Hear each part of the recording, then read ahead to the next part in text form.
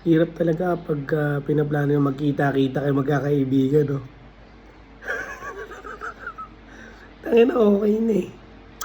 Ayos na lahat eh. Plano ko magbibili ako ng 2 manok. Tapos yung iba magdadala. Tapos sasabihin mo gantong date.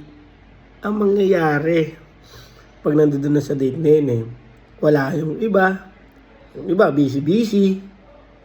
Yung iba ayaw sumugod sa mga chat nyo.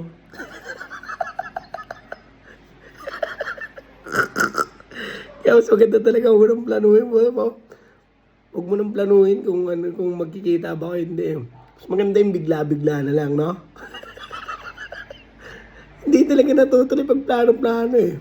Totoo talaga yung dapat hindi talaga pinaplano-plano eh, no? Visit na yan.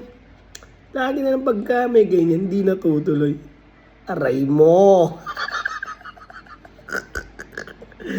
Ay, nako. Ba't gano'n?